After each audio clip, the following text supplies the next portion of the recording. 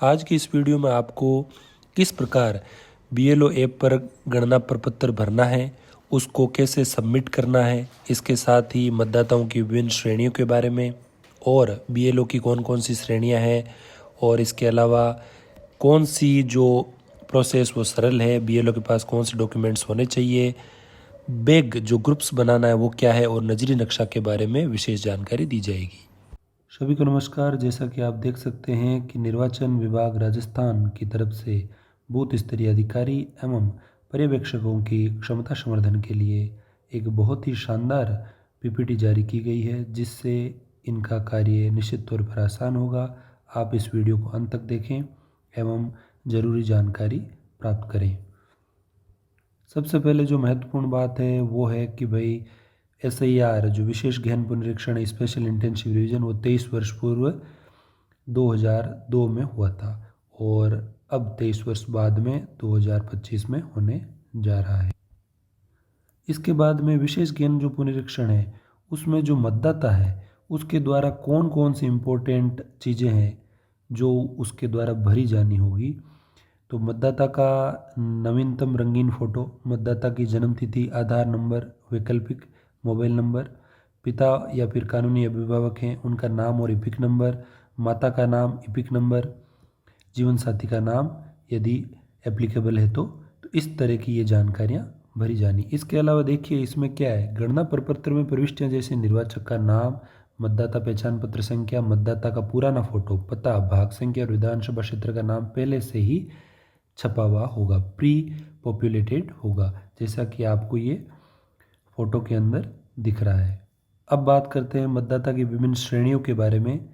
तो मतदाता है सबसे पहले दो बड़ी कैटेगरी में डिवाइड करते हैं। पहली कैटेगरी ये हो गई कि जिनका नाम 2002 की मतदाता सूची में शामिल है और जिनका नाम 2002 की मतदाता सूची में शामिल नहीं है।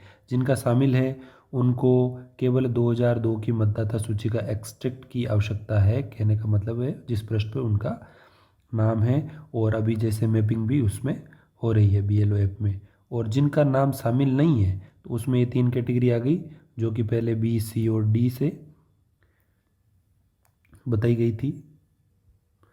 B कैटेगरी उन मतदाताओं की होगी जिनका जन्म 17/1987 से पहले का है, C हो गई 1987 टू 2004 और D हो गई 2004 के बाद में। तो इनको केवल स्वयं का दस्तावेज, इनको खुद का और माता या पिता दोनों में से किसी एक का, और इसमें एक का और माता पिता दोनों का, मतलब कि कुल 3 दस्तावेज।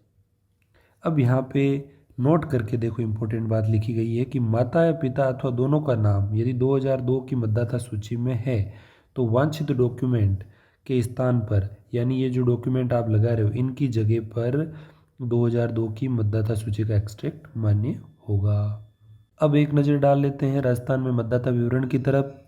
कितने मतदाताओं का जन्म 1987 से पहले हुआ है, कितने का 1987 से 2004 के बीच में हुआ है और कितनों का 2004 के बाद में हुआ है। तो ये डाटा आपके सामने परसेंटेज में 53%, 44% और जो 3 दस्तावेज वाले मतदाता हैं वो तो केवल मात्र 3% हैं और कुल मतदाता आपके हो गए इतने 5,48,13,944। अब यहाँ पे इम्पोर्टेंट जो बात है उस पर गौर करते हैं कि इस सारणी के अनुसार राजस्थान में लगभग 53% मतदाता ऐसे हैं जिनका नाम 2002 की मतदाता सूची में शामिल होगा, अतः उनसे किसी भी प्रकार का कोई दस्तावेज प्राप्त नहीं किया जाना है। केवल मात्र 2002 की मतदाता सूची का अंश, एक्सट्रैक्ट ऑफ इलेक्टोरल रोल, यानी उस पेज जिस पेज पर उस मतदाता का नाम है उसका फ़ोटो अपलोड करना होगा। तो इस तरह से यहाँ पे कुल आंकड़ा अपने सामने आ गया है। अब घर घर सर्वेक्षण से पूर्व की क्या तैयारियां हैं। सर्वप्रथम ERO द्वारा BLO को 2002 की मतदाता सूची उपलब्ध करवाई जाएगी। फिर यहाँ पे मेल करना है जो कि कार्य अभी चल रहा है। प्रत्येक घर में ऐसे मतदाताओं की पहचान के उपरांत BLO को इस आशय की पूर्ण जानकारी हो जाएगी घर के सदस्यों से किस प्रकार के दस्तावेज प्राप्त किए जाने हैं। और BLO द्वारा वॉलंटियर्स के माध्यम से निश्चित तौर पे वॉलंटियर्स की हेल्प लेनी है और इस सूचना को समस्त घरों तक पहुंचाया जाकर इन दस्तावेजों की उपलब्धता सुनिश्चित की जाएगी। नियत दिनांक पर इन घरों के मतदाताओं के गणना प्रपत्र व स्व प्रमाणित दस्तावेज भी प्राप्त किए जाएंगे। और यदि परिवार का कोई सदस्य बाहर रहता है तो इन्हें ऑनलाइन आवेदन की जानकारी भी दी जाएगी। प्रक्रिया बहुत ही सरल है। हाइब्रिड मोड पर ऑनलाइन ऑफलाइन ये कार्य होगा और इसके अंतर्गत बीएलओ द्वारा औसतन लगभग 250 जो हाउस है, हाउस टू हाउस सर्वे करके लगभग 250 घरों का सर्वे करके मतदाताओं को गणना प्रपत्र और दस्तावेज प्राप्त करने और अपलोड करने का कार्य लगभग टाइम लिमिट भी दी गई, लगभग 2 मंथ्स आपके पास होंगे। इसलिए सुनिश्चित किया जाना है कि वे प्रतिदिन आपको केवल 10 या 12 घरों का ही दौरा करना है और प्रतिदिन जो भी आपको गणना प्रपत्र और दस्तावेज प्राप्त हो रहे हैं उनको बीएलओ ऐप के माध्यम से आपको क्या करना है, अपलोड करना है। अब देखिए बीएलओ का कार्य कैसे आसान होगा। सबसे पहले उसको क्या करना है, जिन घरों को वो सर्वे करने जा रहे हैं उन गृहवासियों को यानी उन घर के लोगों को पहले से ही सूचना वॉलंटियर व्हाट्सएप ग्रुप या फिर फ़ोन करके मैसेज कर देंगे, वे कल मैं आपके इन घरों का सर्वे करूंगा। इससे क्या है, कार्य बहुत ज़्यादा आसान हो जाएगा। और 2002 की मतदाता सूची और मतदाता की जन्म तिथि के अनुसार कौन से मतदाताओं से गणना प्रपत्र के साथ कितने दस्तावेज प्राप्त किए जाने, इसका आंकलन पहले से ही किया हुआ रहेगा, तो ये कार्य और ज़्यादा आसान हो जाएगा।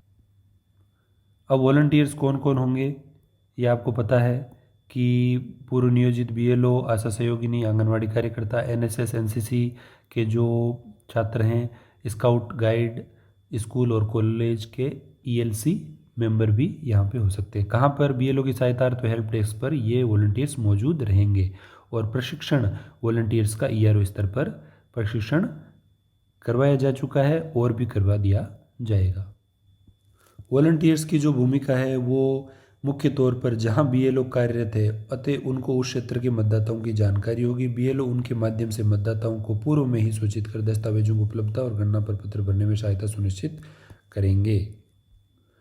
वॉलंटियर्स जितने भी हैं तो ईआरओ द्वारा पंचायती राज के विभिन्न पदाधिकारियों एवं शहरी क्षेत्र के जो अर्बन लोकल बॉडीज़ हैं उनके पदाधिकारियों को भी एसआईआर के संबंध में पूरी जानकारी प्रदान करके इस कार्यक्रम के सहयोग हेतु अनुरोध किया जाएगा। मतलब जितने भी ऑफिशियल्स हैं सभी को एसआईआर से संबंधित जानकारी होनी अति अनिवार्य है। जितने भी वॉलंटियर्स हैं उनके अलावा जो बीएलओ हैं, पंचायती राज के विभिन्न पदाधिकारी हैं, सरपंच, वार्ड पंच, जितने भी शहरी क्षेत्र में पार्षद हैं, सभी से आवश्यक सहायता बीएलओ को प्राप्त करनी है।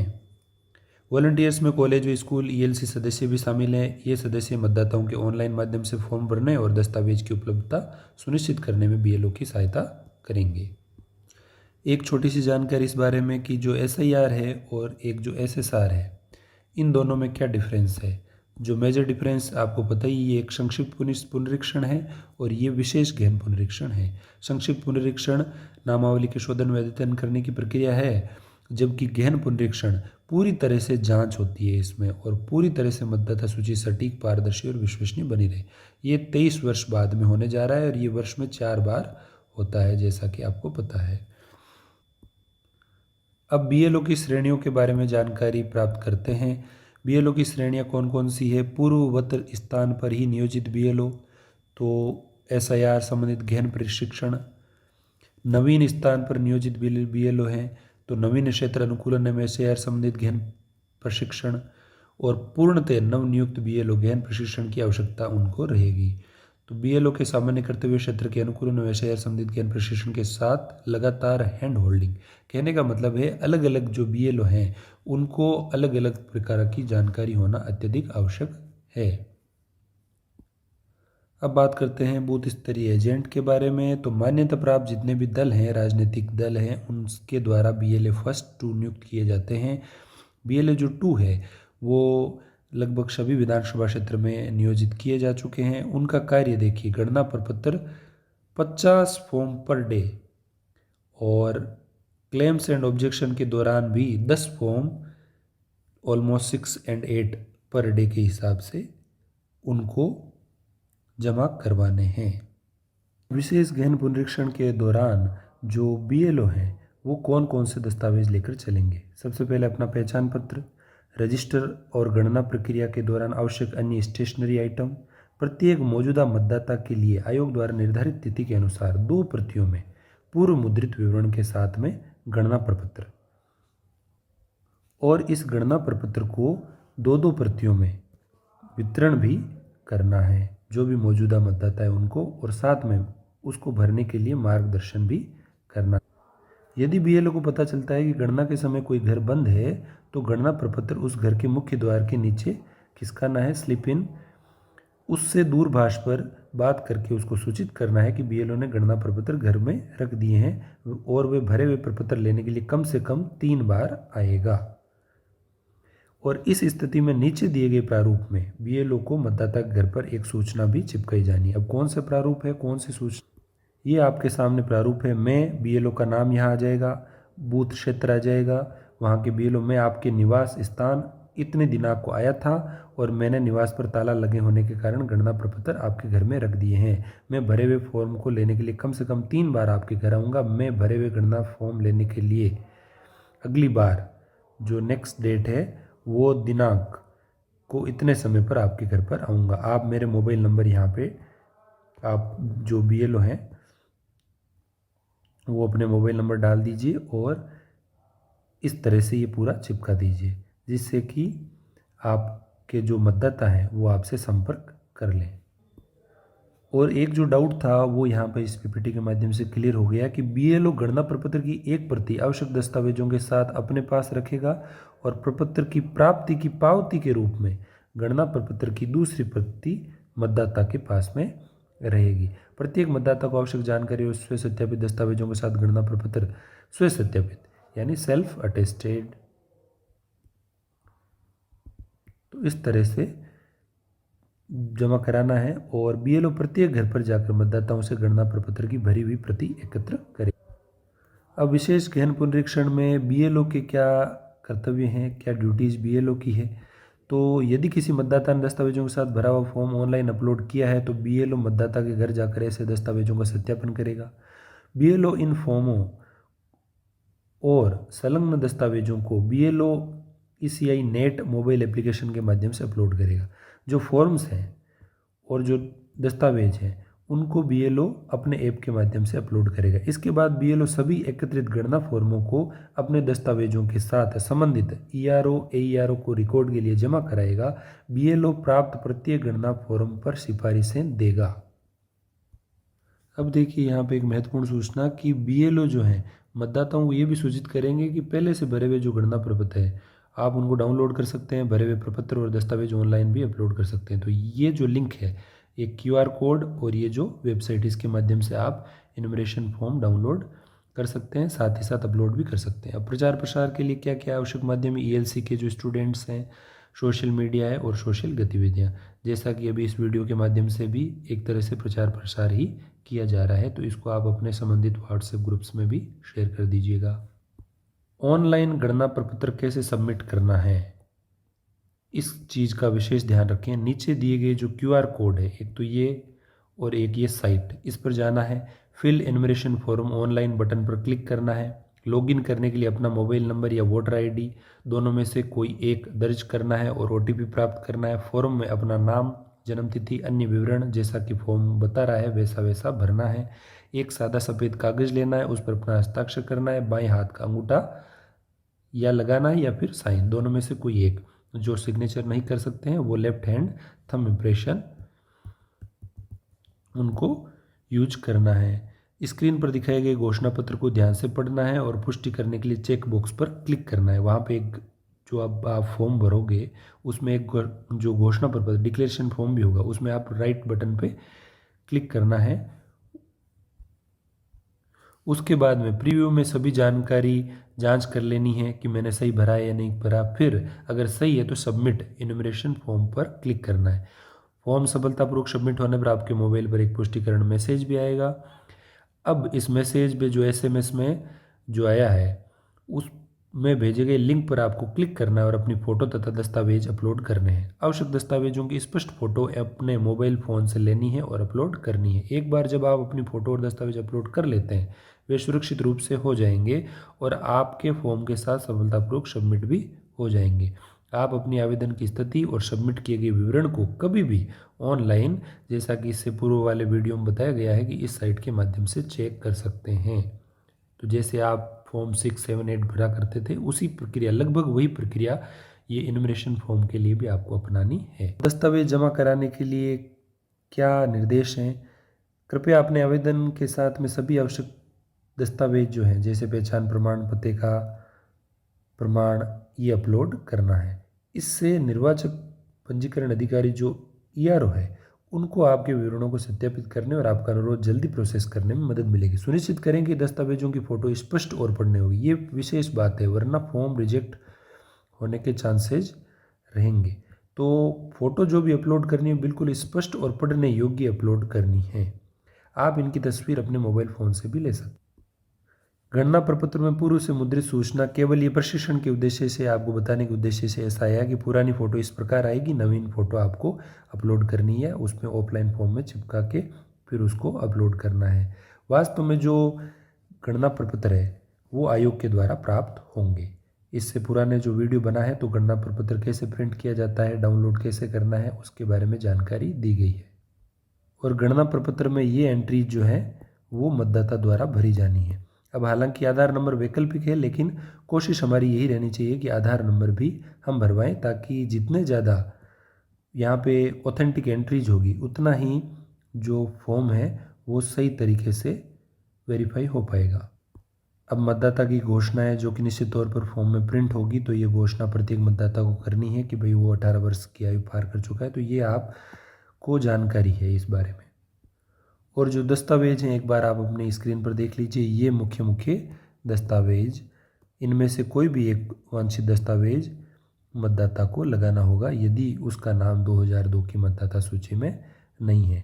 इनमें से हमारे जैसे राजस्थान में लगभग मुख्यतः 8 या 9 दस्तावेज ही मान्य हैं, अन्य दस्तावेज राजस्थान सरकार में लागू नहीं होते हैं। BLO ऐप पर गणना प्रपत्र को ऑनलाइन भरने की चरणबद्ध प्रक्रिया, इसको ध्यान से देखें आप। सबसे पहले BLO ऐप खोल के डैशबोर्ड पर आपको SIR ये टैब मिलेगा, तो इस टैब पर आपको जाना है, क्लिक करना है और उसके बाद में मतदाता पहचान का विकल्प चुनना है। उसमें 2 विकल्प हैं, एक तो QR कोड स्कैन करने का और एक EPIC नंबर मैन्युअली आपको टाइप करने हैं। तो गणना प्रपत्र में पहले से छपा है, सबसे बेस्ट मेथड यही है QR कोड, जिससे क्या है कोई भी त्रुटि की संभावना नहीं रहती है। उपरोक्त किसी भी एक विकल्प के माध्यम से आप मतदाता की जानकारी प्राप्त करके डिजिटाइजेशन की प्रक्रिया शुरू करें। मतदाता की जानकारी को सत्यापित करना है, QR कोड स्कैन करने, EPIC नंबर दर्ज करने के बाद में ऐप में प्रदर्शित जानकारी को प्रिंटेड प्रपत्र से आपको मिलान करना है। इसके बाद में गणना प्रपत्र की फ़ोटो अपलोड करनी है। पहला पेज जिसमें मतदाता की फ़ोटो लगी है स्पष्ट फ़ोटो लेकर ही अपलोड करना है, और दूसरा पेज जो होगा वो प्रपत्र का पिछला भाग होगा, उसमें स्पष्ट फ़ोटो लेकर ही अपलोड करनी है।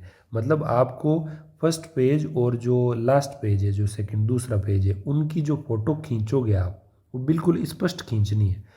और तीसरी चीज़ इसमें ध्यान देने योग्य, मतदाता द्वारा चिपकाई गई फ़ोटो अलग से उपलब्ध विकल्प में अपलोड करनी है। जो फ़ोटो चिपकाई गई है उसमें आपके टैब में ही SIR में अलग से एक ऑप्शन दिया जाएगा फ़ोटो का, तो उस फ़ोटो को उसी जगह आपको अपलोड करना है। ध्यान रखें फ़ोटो के बारे में, फ़ोटो स्पष्ट होनी चाहिए और उसकी साइज़ 2 MB से ज़्यादा नहीं होनी चाहिए। तो क्वालिटी का भी इसमें ध्यान रखना है, रेजोल्यूशन का भी ध्यान रखना है। अब इसके बाद में गणना प्रपत्र में मतदाता द्वारा उल्लेखित विवरण दर्ज करना है। ये सब एंट्रीज आपको उसमें इन्यूमरेशन फॉर्म में एंटर करनी है। पूर्व मतदाता की सूची की जानकारी दर्ज करनी है।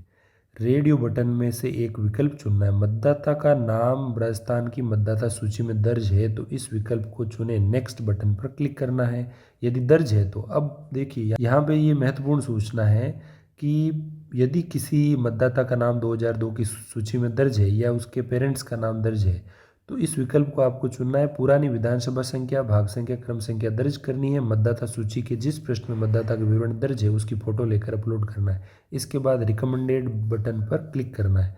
मतदाता का नाम राजस्थान की मतदाता सूची 2002 में यदि दर्ज नहीं है तो मतदाता द्वारा उपलब्ध कराए गए दस्तावेजों की फ़ोटो लेकर अपलोड करनी है। इसके बाद रिकमेंडेड बटन पर क्लिक करना है। इस प्रकार गणना प्रपत्र दोनों स्थिति में सफलतापूर्वक डिजिटाइज हो जाएगा। अब ड्राफ्ट रोल का प्रकाशन, इससे संबंधित जानकारी लेते हैं। जिन अन्य मतदाताओं से गणना प्रपत्र प्राप्त नहीं हुए हैं उनके नाम ड्राफ्ट रोल में शामिल नहीं किए जाएंगे। यदि कोई मतदाता निर्धारित समय के भीतर अपने भरे हुए गणना प्रपत्र जमा नहीं करा पाता है तो वे दावे आपत्तियों की अवधि के दौरान शामिल किए जाने के लिए निर्धारित अतिरिक्त घोषणा प्रपत्र के साथ प्रपत्र 6 दाखिल कर सकता है।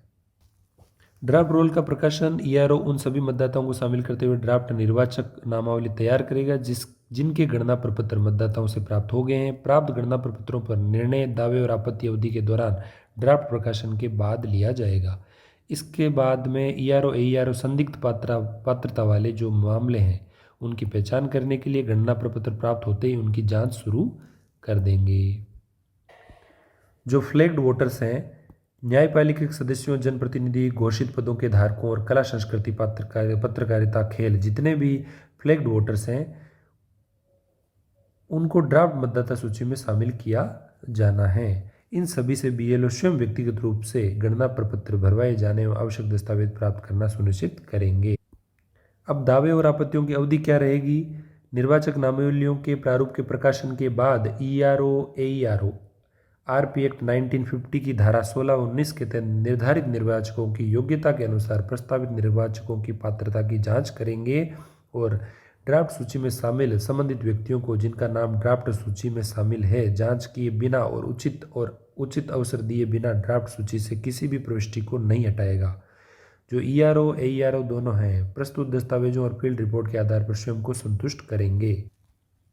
नए मतदाता के रूप में नामांकन और राज्य के बाहर से अगर स्थानांतरण है तो उनके लिए नए मतदाता के रूप में पंजीकरण हेतु आवेदन फॉर्म 6 के साथ में घोषणा पत्र यानी एनेक्स्चर डी जिसके साथ संबंधित स्व सत्यापित दस्तावेज संलग्न हो, और राज्य के बाहर से स्थानांतरण हेतु आवेदन के लिए फॉर्म 8 के साथ में आवेदक द्वारा भरा जाने वाला अतिरिक्त घोषणा पत्र एनेक्स्चर डी जिसके साथ स्व सत्यापित दस्तावेज संलग्न होने चाहिए।